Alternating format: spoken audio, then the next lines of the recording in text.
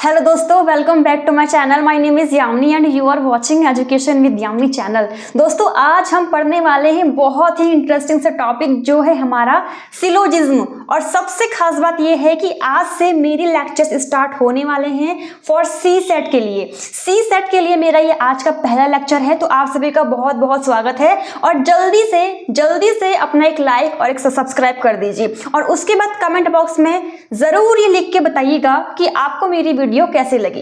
पर उसके लिए आपको मेरी वीडियो पहले से लेकर अंत तक देखनी पड़ेगी। देखिए, सिलोजिज्म जिसका हिंदी मीनिंग होता है न्याय निगमन। जी हाँ, न्याय निगमन। और इसको पता नहीं क्यों बच्चे बहुत ही हार्ड समझते हैं, बट ये जो टॉपिक है ये बहुत ही इजी है और ये हमारी ही लाइफ से एक जॉइंट कनेक्शन रखता है। अब देखिए, सिलोजिज्म, इसके 4 गोल्डन रूल आपको आने चाहिए। अगर आपको इसके 4 गोल्डन रूल आते हैं तो आपका पूरा सिलोजिज्म इन्हीं 4 गोल्डन रूल्स पे टिका हुआ है। अब वो 4 गोल्डन रूल क्या हैं? पहला रूल, अब मैंने आपको स्टेटमेंट दे दी या फिर एग्जामिनर ने आपको स्टेटमेंट दे दी कि राम सेब खाता है, बट कंक्लूजन में लिखा हुआ है, जरा कान खोल के सुनिएगा। और जो भी बच्चे बोर हो रहे हैं वो भी अपने पास में एक पानी की बोतल रख के उसको अपनी आंखों में छपके मारिएगा, क्योंकि जिससे कि आपकी नींद खुली रहे। क्योंकि जिन लोगों को अपना एग्जाम निकालना है सी सेट को, वो लोग इतना हल्का में लेके ना चले। जीएस की तैयारी तो बहुत भरपूर टाइप से लोग कर लेते हैं, बट सी सेट को वो लोग बहुत हल्केपन से लेते हैं। हाँ, सी सेट में थोड़ा सा जो उसका मेथड है सीखने का थोड़ा सा हटके है, उतना हार्ड भी नहीं है जितना कि बच्चे हार्ड समझते हैं। बस इतना है कि आपको वीकली अगर आप एक दिन में भी या फिर वीकली आप अगर 2 दिन भी सी सेट का पढ़ते हैं, या फिर अगर आप थोड़ा वीक है मैथ में, तो सी सेट को डेली अपना हाफ एंड 1 आवर दीजिए, बस इतना ही दीजिए। इसके अलावा आपको इसमें कोई भी मशक्कत नहीं करनी। तो चलिए चलते हैं मेरे उन 4 गोल्डन रूल पे। अब ये 4 गोल्डन रूल क्या है दोस्तों?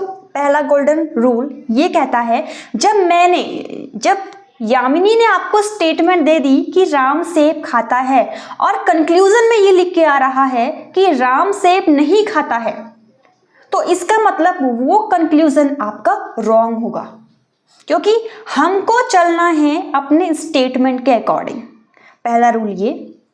दूसरा रूल ये है, अगर स्टेटमेंट मैंने आपको दी कि राम सेब खाता है और वैसा ही डिट्टो आपके स्टेटमेंट में, आपके कंक्लूजन में भी लिखा है कि राम सेब खाता है, तो इसका मतलब उस कंक्लूजन ने मेरे आदेश का पालन किया है। और अगर उसने मेरे आदेश का पालन किया है, इट मीन्स वो ऑफ कोर्स सही होगा। तीसरा गोल्डन रूल क्या कहता है? तीसरा गोल्डन रूल ये कहता है दोस्तों कि अगर आपको जो भी स्टेटमेंट मिले, चाहे उस स्टेटमेंट में ये लिखा हो, ध्यान से सुनिए, तीसरा स्टेटमेंट ये कहता है कि अगर धरती ऊपर है, आसमान नीचे है, तो वो आपको मानना पड़ेगा। आपको चलना है सीरियसली स्टेटमेंट के अकॉर्डिंग। स्टेटमेंट कुछ भी कहे आपको मानना पड़ेगा। अगर आपसे स्टेटमेंट कहता है कि कुछ गधे घोड़े हैं, तो आपको मानना पड़ेगा। कुछ लड़कियां लड़के हैं, तो आपको मानना पड़ेगा। मतलब स्टेटमेंट जो भी होगा वो आपको मानना पड़ेगा। चौथा गोल्डन रूल क्या है कि अगर फॉर एग्जाम्पल मैंने कहा कि कुछ पक्षी मोर हैं, ये मेरा स्टेटमेंट है कि कुछ पक्षी मोर हैं, कंक्लूजन में भी लिखा है कि कुछ मोर पक्षी हैं, तो वो आपका सही होगा। अब क्यों होगा सही? तो ध्यान से सुनिए। वो सही इसलिए है दोस्तों, क्योंकि जब यामिनी ने कहा कि मुझको आम खाने हैं, तो मैंने अपने स्टूडेंट से बोला कि जाओ मेरे लिए आम ले आओ। तो वो एक रूम में गया या रूम के किचन में गया, वहाँ पे आम की टोकरी पड़ी हुई थी, उसमें बहुत सारे आम रखे हुए थे, मतलब पके हुए, कच्चे, पक्के, मीठे, स्वादिष्ट। तो उसको लगा कि मैम को कौन से पसंद है, तो वो कंफ्यूज हो गया। तो उसने क्या किया, उसने मेरे मुताबिक वो मेरे लिए लेके आया। उसने कुछ उसमें से लिए, 4-5 पीस आम लिए जो उसको अच्छे लगे और वो उनको ले आया। क्या अगर वो पूरी की पूरी टोकरी लेके आता तो क्या मैं पूरी की पूरी टोकरी खा लेती? नहीं खा पाती ना। क्या आप एक टोकरी आम पूरा खा जाएंगे? नहीं खा पाएंगे। ऑफ कोर्स अब बहुत से लोग बोलेंगे कि नहीं हम तो खा जाएंगे, हमें आम पसंद है। अरे नहीं खा पाएंगे, सारे आम की टोकरी हम नहीं खा पाएंगे। उसमें से हम भी कुछ गिने चुने 5-6 पीस ही मैक्सिमम टू मैक्सिमम 2-3 पीस ही खा पाएंगे। तो उससे मेरी तृप्ति हो गई। मैंने उससे आम मंगाए थे पर वो कुछ ले आया। कुछ लेके आने के बाद मुझको उस आम की तृप्ति तो हो गई ना, मेरा मन जो था संतुष्ट तो हुआ कि वो आम लेके आया। तो इसका मतलब सारे आम के साथ वो कुछ आम ले आया, तो इससे मुझे तृप्ति मिली। इसीलिए अगर कुछ पक्षी मोर हैं तो कुछ मोर पक्षी भी हो सकते हैं, राइट। आई होप कि आपको अंडरस्टैंडिंग बिल्डअप हो रही होगी कि अगर कुछ पक्षी मोर हो सकते हैं तो कुछ मोर पक्षी भी हो सकते हैं। तो ये 4 गोल्डन रूल्स आपको समझ लेने हैं और इन 4 गोल्डन रूल्स पे ही हमारा पूरा का पूरा सिलोजिज्म यानी कि न्याय निगमन खड़ा हुआ है। ओके, तो अब इसके बाद हमारे 4 कॉन्सेप्ट्स होते हैं। मतलब ये हमारे 4 गोल्डन रूल थे, इसके बाद हमारे 4 कॉन्सेप्ट भी होते हैं। वो 4 कॉन्सेप्ट क्या है, जिसमें से हम पढ़ेंगे, हमारा पहला कॉन्सेप्ट है कि सभी ए बी हैं। दूसरा कॉन्सेप्ट है कुछ ए बी हैं। तीसरा कॉन्सेप्ट है कुछ ए बी नहीं है। चौथा कॉन्सेप्ट है दोस्तों कोई ए बी नहीं है। तो इन 4 कॉन्सेप्ट को सीखना बहुत इजी है, बस मायने रखता है कि आपका कंसंट्रेशन लेवल कितना अच्छा है। ओके, तो अगर आप जल्दी सीखना चाहते हैं तो जल्दी से अपना कंसंट्रेशन लेवल भी मेरी इस वीडियो में बनाए रखिए, क्योंकि आपको मैं एक बेसिक लेवल से हाई लेवल तक कब बता दूंगी आपको पता भी नहीं चलेगा। तो आइए सीखते हैं हमारा पहला स्टेटमेंट क्या बोलता है। अब इस स्टेटमेंट को, इन चारों के चारों स्टेटमेंट को हमको समझने के लिए वेन डायग्राम चाहिए। और वेन डायग्राम क्यों चाहिए? क्यों बिना वेन डायग्राम के हम समझ नहीं सकते। तो मेरा ये मानना है और आपका भी ये मानना होगा कि जिस प्रकार से जब हम कोई बुक पढ़ते हैं और जब उस बुक में कुछ ड्राइंग होती है, कुछ चित्र होते हैं, कलरफुल पन्ने होते हैं, तो हमको वो पढ़ने में बहुत ज़्यादा इंटरेस्टिंग लगता है। और अगर उसमें कलरफुल चीज़ें होती हैं, ड्राइंग होती हैं, चित्र होते हैं, तो उससे हमारी अंडरस्टैंडिंग लेवल जल्दी बिल्डअप हो जाती है। तो इसीलिए यहाँ पे मैं वेन डायग्राम की हेल्प लूँगी आपको समझाने के लिए। बस इसीलिए Venn diagram is most important. Okay, तो सभी कथन पहला है, ये है हमारा स्टेटमेंट। ओके, स्टेटमेंट है, यहाँ पे इंग्लिश में लिखा है स्टेटमेंट, यहाँ पे हिंदी में लिखा है कथन। हिंदी में कहते हैं कथन, इंग्लिश में कहते हैं स्टेटमेंट। अब कथन दोस्तों ये है कि सभी ए बी हैं। सभी ए बी है, आपको मानना पड़ेगा।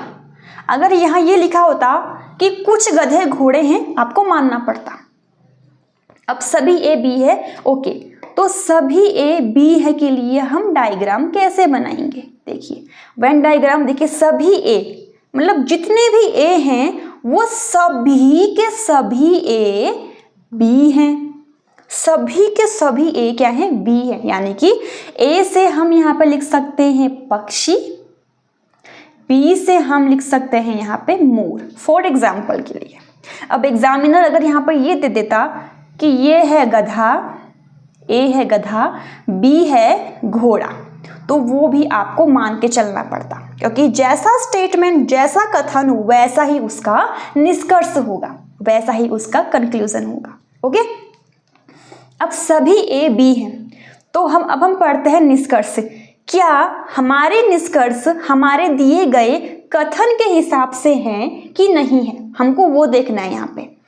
अब यहाँ पे बोला गया है कथन 1, कुछ भी ए हैं। अब मुझे ये बताइए, क्या कुछ भी ए हो सकते हैं? अब अब कथन में लिखा है कि सभी ए बी हैं और यहाँ लिखा है कि कुछ ए कुछ बी ए हैं। अब याद कीजिए मैंने आपसे क्या बोला था। मैंने बोला था कि मुझे आम खाने का मन हुआ और मेरा गया स्टूडेंट और उसमें से वो 5-6 आम ले आया। 5-6 आम लेने की जब वो 5-6 आम लेके आया तो उसके साथ वो सारे आम भी तो लेके मतलब इनडायरेक्टली नहीं बट डायरेक्टली नहीं बट इनडायरेक्टली मुझे वो आम खाने से तृप्ति तो मिली। तो कुछ भी ए हो भी तो सकते हैं, ठीक है, कुछ भी ए हैं, ये हमारा एकदम राइट होगा। अब देखिए कुछ पक्षी मोर हैं तो कुछ मोर पक्षी भी तो हो सकते हैं। ओके, तो इसीलिए हमारा पहला निष्कर्ष एकदम राइट होगा। अब दूसरा निष्कर्ष क्या है दोस्तों, कुछ ए बी नहीं है। अब सोचिए हमारे कथन में क्या कहीं भी नकारात्मक चीज लिखी है? हमारे कथन में कहीं भी नहीं है, नहीं लिखा है। तो इसीलिए ये कुछ ए बी नहीं है। क्या ये सही हो सकता है? नहीं हो सकता है, ये बिल्कुल सही नहीं होगा क्योंकि हमारा कथन में नेगेटिव चीजें नहीं लिखी हैं। अब ये देखिए कुछ भी ए नहीं है, फिर से यहाँ नकारात्मक बात हो रही है, एकदम गलत। अब यहाँ देखिए कुछ ए बी हैं, कुछ ए बी हैं, तो देखिए यहाँ है ए, यहाँ है बी। अगर कुछ ए बी हो सकते हैं तो कुछ बी ए भी तो हो सकते हैं, ठीक है, कुछ ए बी हो सकते हैं तो कुछ बी ए भी तो हो सकते हैं। फॉर एग्जाम्पल अगर कुछ पक्षी मोर हो सकते हैं तो कुछ मोर पक्षी भी तो हो सकते हैं, इसीलिए ये हमारा एकदम राइट हो गया। अब ये देखिए सभी बी ए हैं, सभी बी ए हैं, ये तो इम्पॉसिबल है, ठीक है, ये क्या है, इम्पॉसिबल है, इसीलिए ये हमारा एकदम रॉन्ग हो गया। अब ये देखिए सभी ए बी है, यहाँ पे सभी ए बी बताया गया है, जबकि स्टेटमेंट हमसे बोल रहा, जबकि कंक्लूजन हमसे बोल रहा है कि सभी बी ए हैं। वी आर नॉट श्योर, और जहाँ पे हम लोग श्योर नहीं होते वो हमेशा हमारा रॉन्ग होता है। अब ये देखिए कोई ए बी नहीं है, फिर से इसने नकारात्मक बात कर दी। अरे जब कथन में नकारात्मक चीज है ही नहीं तो तुम यहाँ पे नकारात्मक बात कैसे बोल सकते हो, एकदम रॉन्ग। लास्ट देखिए कोई भी ए नहीं है, फिर से नहीं है, फिर से नकारात्मकता चीज है यहाँ पे, तो ये भी हमारा क्या है, एकदम रॉन्ग है। कथन के हिसाब से हमारा जो हमारा निष्कर्ष है वो हमारा मैच यहाँ पे नहीं हो रहा है, क्योंकि हमारा कथन सकारात्मक बातें बोल रहा है और जबकि हमारा निष्कर्ष नकारात्मक बोल रहा है, इसलिए ये एकदम दोस्तों रॉन्ग हो गया। अब देखते हैं हमारा दूसरा स्टेटमेंट क्या है। दूसरा स्टेटमेंट है कि कुछ ए बी है, यानी कि कुछ पक्षी मोर हैं। अब यहाँ पे देखिए, फिर से देखिए, पहला स्टेटमेंट क्या था कि सभी ए बी हैं और सभी के लिए हमने डायग्राम कुछ इस टाइप का बनाया था। अब यहाँ पे बोल रहा है कि कुछ ए बी हैं और कुछ के लिए हम कुछ इस टाइप का, जैसे कि ये ए है ये बी है, ओके, ये आपका ए ये आपका बी, और कथन क्या बोल रहा है, कुछ ए बी हैं। तो यानी कि ए का कुछ पार्ट, चाहे आप यहाँ से लो, चाहे आप यहाँ से लो, चाहे आप यहाँ से लो, चाहे आप ए में से कहीं से भी लो, तो कुछ पार्ट क्या बोल रहा है, बी है। सब पार्ट बी नहीं है, मतलब ए का सारा पार्ट यहाँ पे बी नहीं है, बल्कि ए का सिर्फ कुछ ही पार्ट यहाँ पे बी है, कुछ ही पार्ट यहाँ पे बी है। अब देखिए निष्कर्ष क्या बोल रहा है। अब ध्यान दीजिए, जो मैंने आपको 4 गोल्डन रूल पहले बता दिए हैं उसके हिसाब से ही आपको ये सब चीजें टैकल करनी है। अब कुछ बी ए हैं, अब देखिए अगर कुछ, अब देखिए ये रहा ए, यहाँ ये रहा बी, और ये ए और बी आपस में क्या हो गए हैं, एकदम ज्वाइंट हो गए हैं। क्या हो गए, ज्वाइंट हो गए हैं। तो बी का कुछ पार्ट ए में चला गया है और ए का कुछ पार्ट बी में आ गया है, तो इसका मतलब बी का कुछ पार्ट ए हो सकता है ऑफ कोर्स, और ए का कुछ पार्ट बी हो सकता है ऑफ कोर्स। तो इसीलिए हमारा पहला निष्कर्ष एकदम राइट है। अब देखिए दूसरा निष्कर्ष, कुछ ए बी नहीं है, फिर से नकारात्मक बात। देखिए कथन में कहीं भी नकारात्मक चीज नहीं है, इसीलिए ये हमारा एकदम रॉन्ग हो गया। ये देखिए कुछ भी ए नहीं है, फिर से नेगेटिव बात, ये भी रॉन्ग हो गया। अब देखिए सभी ए बी है, नहीं भाई सभी ए बी नहीं है, कथन बोल रहा है सिर्फ ए का कुछ ही तो पार्ट बी है, ए का कुछ ही तो पार्ट बी है, और ये बोल रहा है सभी सभी मतलब ए का सभी पार्ट बी है। कहाँ से हो गया, एकदम रॉन्ग हो गया। सभी बी ए है, नहीं भाई बी का कुछ ही पार्ट ए हो सकता है, सारा पार्ट नहीं हो सकता, तुम भी एकदम रॉन्ग। और यहाँ पे देखिए कोई ए बी नहीं है, मतलब कोई भी ए बी नहीं है। अरे कथन में नेगेटिव बात तो है ही नहीं, तो तुम भी एकदम रॉन्ग हो और तुम भी एकदम रॉन्ग हो। इस कथन में नकारात्मक चीज नहीं है, निष्कर्ष में अगर वो आती है तो वो आपका एकदम रॉन्ग होगा। अब देखते हैं स्टेटमेंट नंबर 3। स्टेटमेंट नंबर 3, अपना कंसंट्रेशन लेवल यहाँ पे बनाए रखिए। अगर आप चाहते हैं कि आप सारा का सारा ज्ञान इस न्याय निगमन का एक ही वीडियो में ले लें, तो आपको मेरी इस वीडियो को पहले से लेके अंत तक जरूर देखना है। स्टेटमेंट नंबर 3 क्या कहता है, कुछ ए बी नहीं है, मतलब कुछ ए का पार्ट बी नहीं है। अब देखिए इसका वेन डायग्राम कैसे बनेगा, ये रहा आपका ए, ये रहा आपका बी। कथन क्या बोल रहा है, ध्यान दीजिए, कुछ ए बी नहीं है, यानी कि ए का आप कहीं से भी कोई भी पार्ट ले लीजिए, मतलब left right up down between कोई सा पार्ट भी, मतलब ए का कुछ पार्ट बी नहीं होना चाहिए, ठीक है, ए का कुछ पार्ट बी नहीं है। अब देखिए निष्कर्ष क्या बोल रहा है, कुछ बी ए है, कुछ बी जो है वो ए है। अरे भाई ये कैसे हो सकता है, और यहाँ पे लिखा है कि कुछ ए बी नहीं है, और यहाँ पे नकारात्मक बात चल रही है। स्टेटमेंट पे ध्यान दीजिए, कथन बोल रहा है नकारात्मक, निष्कर्ष बोल रहा है सकारात्मक, नहीं बनेगी आपस में। मैंने आपको कहा कि सारे बच्चे अच्छे नहीं हैं, मतलब एग्जामिनर ने बोल दिया आपको सारे बच्चे अच्छे नहीं हैं। अब कोई आके बोल देता है कि सारे बच्चे अच्छे हैं, अरे वो सही नहीं होगा। जब एग्जामिनर ने बोल दिया वो एकदम राइट। दूसरा एग्जाम्पल लेके देखिए, मैंने कहा सारे बच्चे आईएएस बन गए हैं, दूसरे ने आके बोल दिया कोई आईएएस नहीं बना है, वो गलत हो गया। मतलब जैसा स्टेटमेंट वैसा ही उसका कंक्लूजन होना चाहिए, ये गांठ बांध लीजिए अपने दिमाग में, क्योंकि इसके बाद ये वीडियो देखने के बाद आपको दूसरी वीडियो दोस्तों नहीं देखनी पड़ेगी। ये मेरा खुद का एक्सपीरियंस है, क्योंकि मैंने भी सी सेट जो एग्ज़ाम होता है सी सेट का मैंने भी दे दिया है, और अपने ही एक्सपीरियंस की बदौलत मैं आपको यहाँ पे पढ़ा रही हूँ। तो ऐसे क्वेश्चंस बखूबी आपसे बहुत ही मजे से पूछ लिए जाते हैं, और अगर आपने ये अभी सीख लिया, मतलब याद तो करना ही नहीं है, बस अंडरस्टैंडिंग अच्छी होनी चाहिए, और बाकी आपका न्याय निगमन का क्वेश्चन का नंबर आपके जेब में होगा, ठीक है। अब ये हो गया हमारा रॉन्ग, कुछ ए बी है, ये भी पॉजिटिव बोल रहा है, एकदम रॉन्ग। अब ये देखिए थर्ड वाला, कुछ बी ए नहीं है, कुछ भी ए नहीं है। अब देखिए यहाँ पे बात चल रही है कुछ ए बी नहीं है, और यहाँ पे बात चल रही है कुछ बी ए नहीं है। यहाँ पे अपोजिट चीज़ें बोल रहे हैं ना, अपोजिट चीज़ें बोल रहा है, इसका मतलब ये भी एकदम रॉन्ग हो गया।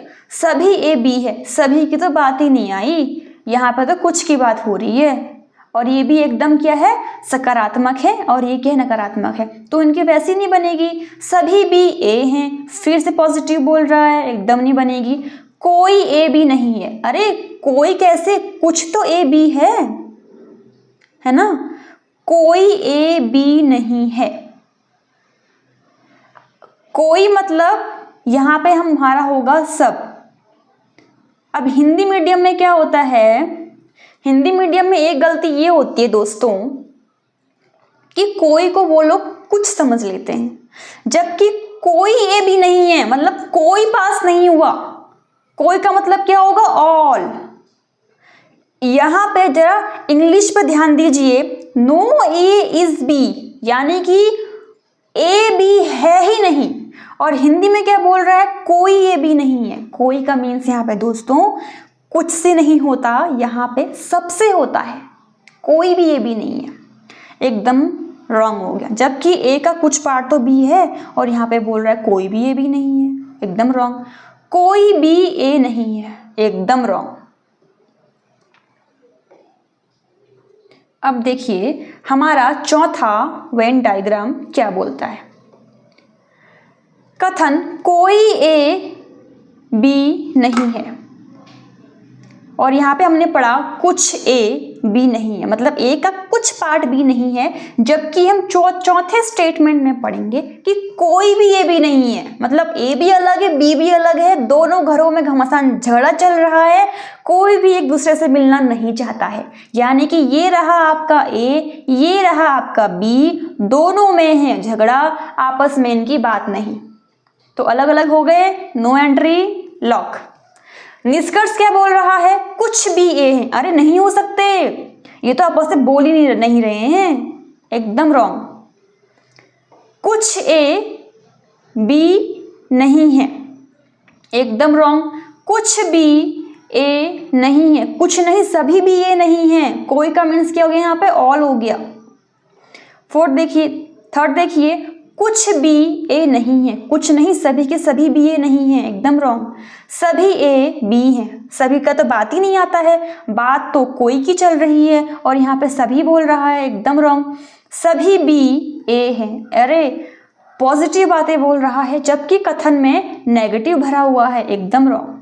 कोई भी ए नहीं है, हाँ ये सही है। देखिए कोई का मीन्स क्या होता है, यहाँ पे ऑल, क्या होता है, ऑल। और कोई भी बी ए नहीं है, एकदम सही है, क्योंकि बी और ए में झगड़ा ही झगड़ा है, आपस में बोलना ही नहीं चाहते हैं दोनों, तो इसीलिए कोई भी बी ए नहीं है, एकदम सही। कुछ ए बी है, एकदम रॉन्ग, क्योंकि ए और बी में तो झगड़ा चल रहा है, इसलिए उसके कुछ जो फैमिली मेंबर हैं वो कैसे बी से बात कर सकते हैं, वो बात ही नहीं करेंगे। ये भी हमारा क्या हो गया, रॉन्ग हो गया। तो यहाँ पे हमको सिर्फ और सिर्फ हमारा एक ही स्टेटमेंट पॉजिटिव दिखा है, जो कंक्लूजन है हमको यहाँ पे सिर्फ और सिर्फ एक ही सही मिला है। अब देखिए दोस्तों हमारा क्वेश्चन कैसे बनता है। अब आते हैं हमारे मेन क्वेश्चन की ओर। नीचे दिए गए प्रत्येक प्रश्न में कुछ कथन और उसके बाद कुछ निष्कर्ष दिए गए हैं। आपको दिए गए कथनों को सत्य मानना है, भले ही वे सर्वज्ञात तथ्यों से भिन्न प्रतीत होते हों।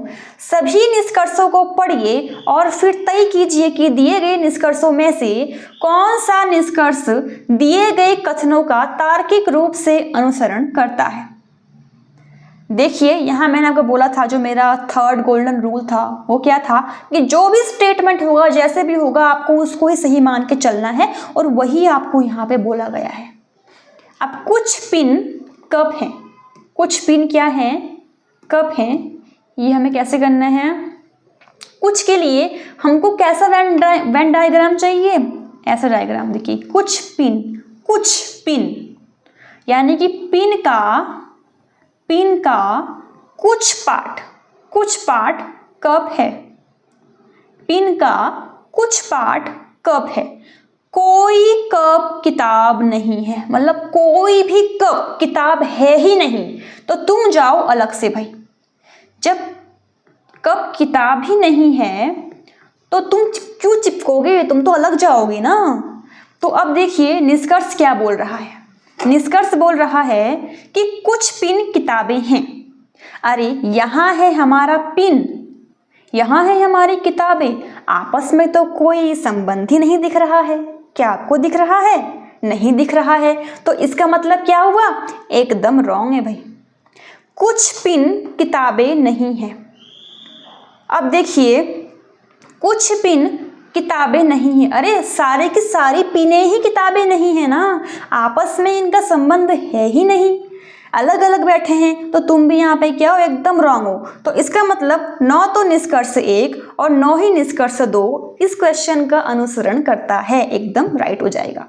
अब देखिए दूसरा क्वेश्चन हमारा कैसे बनेगा, देखिए। कुछ चींटियां तोते हैं, आपको मानना पड़ेगा, आप हंसेंगे पर मानना पड़ेगा। कुछ चींटियां तोते हैं, कैसे बनेगा, कुछ चींटियां तोते हैं के लिए देखिए, ये रही आपकी छोटी छोटी चींटियां। कुछ चींटियां का पार्ट तोते हैं। सभी तोते सेब हैं दोस्तों। क्या बोल रहा है स्टेटमेंट? सभी तोते सेब हैं। और मैंने आपको बताया है सभी के लिए हम कुछ इस टाइप का डायग्राम बनाते हैं। सभी तोते क्या हैं? सेब हैं। मतलब जितने भी तोते हैं वो सारे के सारे सेब हैं। अब देखिए निष्कर्ष क्या बोलता है, सभी सेब तोते हैं। अरे सभी तोते सेब हैं, सभी सेब तोते कैसे हो सकते हैं? एकदम रॉन्ग है। कुछ चींटियां सेब होती हैं। हाँ, कुछ चींटियां, देखिए ये रहा आपका सेब और ये रहा इसका कुछ पार्ट चींटी के अंदर, है ना। सेब का कुछ पार्ट चींटी के अंदर है कि नहीं है? एकदम है।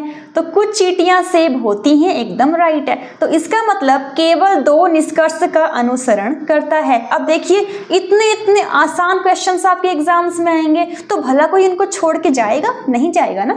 अब देखिए हमारा तीसरा क्वेश्चन क्या बोलता है, कुछ पेड़ झंडे हैं।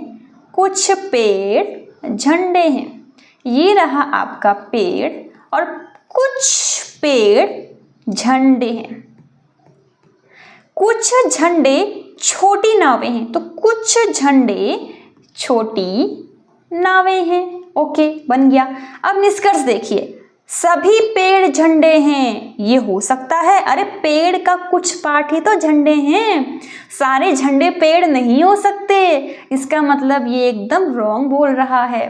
कुछ पेड़ छोटी नावें हैं। अरे पेड़ और नाव का तो आपस में संबंध ही नहीं दिख रहा है प्यारे लाल जी। तो ये आपस में जॉइंट इंटरलिंकिंग कैसे हो सकते हैं? ये भी एकदम रॉन्ग हो गया। इसका मतलब न तो निष्कर्ष 1 और न ही 2 इस क्वेश्चन का अनुसरण करता है। अब देखिए दोस्तों, कुछ कुत्ते बिल्लियां हैं, कुछ बिल्लियां जानवर हैं, कोई बिल्ली जानवर नहीं। मतलब इस क्वेश्चन को, ये रहा आपका होमवर्क, इसको आप मुझे करके देंगे और इसका आंसर आप मुझे मेरे कमेंट बॉक्स पे डाल के दे देंगे। और कोई भी डाउट, कोई भी परेशानी हो, यहाँ पे मैं हूँ, मेरा टेलीग्राम ग्रुप ज्वाइन कर लीजिए, मुझे कमेंट कर दीजिए। ओके, कोई भी अगर आपके डाउट होते हैं मैं उनको पूर्णतः सॉल्व करने की अपनी पूरी की पूरी कोशिश करूँगी ईमानदारी पूर्वक। तो दोस्तों मेरा वीडियो, जो मेरा आज का लेक्चर है ये इतना ही, बट इसके बाद इसका पार्ट 2 भी आएगा, बहुत जल्द आएगा। और अभी आपको बस इतना ही सिलोजिज्म में पढ़ लेना है, बाकी के क्वेश्चंस आपको मैं फिर से सॉल्व कराते रहूँगी। और अगर आपको मेरा वीडियो पसंद आया होगा दोस्तों तो प्लीज़ लाइक कीजिएगा, सब्सक्राइब कीजिएगा और एक शेयर तो ठोक दीजिएगा। तो दोस्तों इतना ही, जय हिंद।